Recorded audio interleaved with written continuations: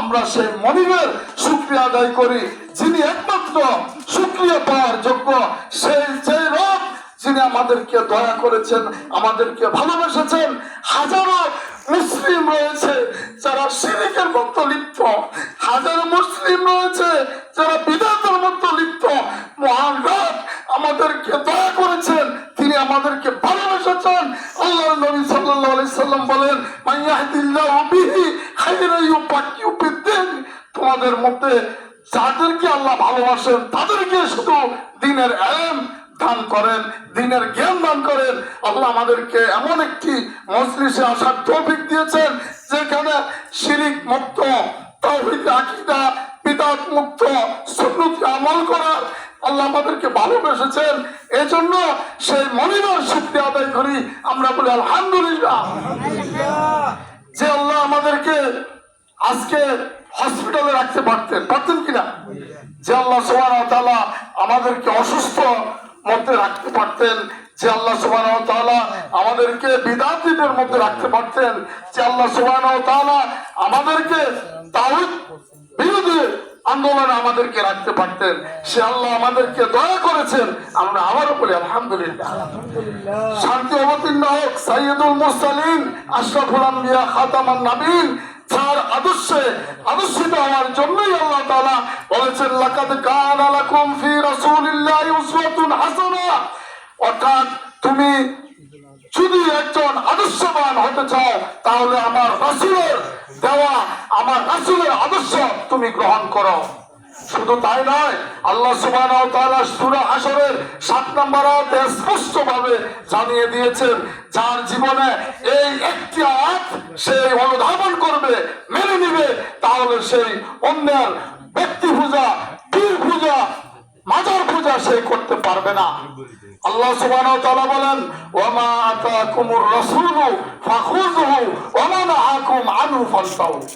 আমার রাসূল তোমাদেরকে যা দিয়েছেন তোমরা তাই গ্রহণ করো, আর যা তোমাদেরকে নিষেধ করেছেন ফান্তাহু তা তোমরা বর্জন করো। এর মধ্যে রয়েছে দুনিয়ার কল্যাণ এবং পরকালের সফলতা।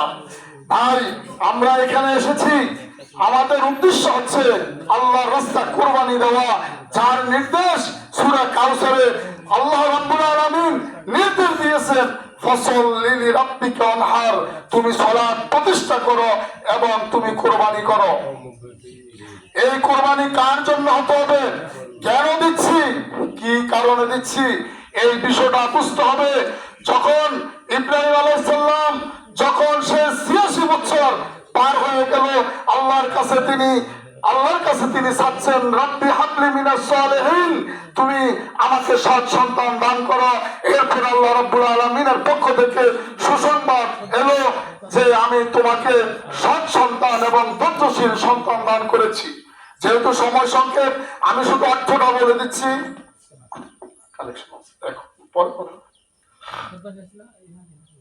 আচ্ছা, তো যে বিষয়টা বলতে চাচ্ছি, ইব্রাহিম আলাইহিস সালাম তার সন্তানকে কুরবানি দিচ্ছেন, এর সুন্নতটা আমরা পালন করছি। এই ইতিহাস আমরা বোঝার চেষ্টা করি না, এই ইতিহাস আমরা মানার চেষ্টা করি না।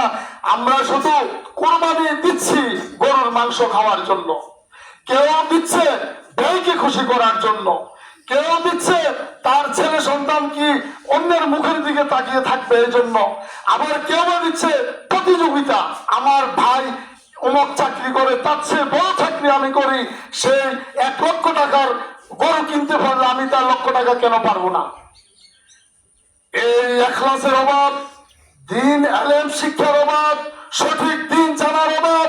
ইব্রাহিম আলাইহিস সালাম ৮৬ বছর পরে ইসমাঈল আলাইহিস সালামকে দিলেন।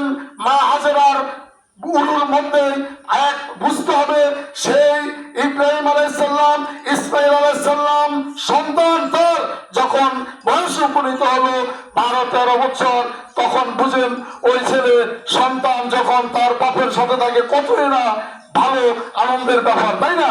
কিন্তু ওই সময় আল্লাহ রাব্বুল আলামিনের নির্দেশে মা হাজেরা এবং ইসমাঈল আলাইহিস সালামকে অমুক জায়গায় রেখে আসো।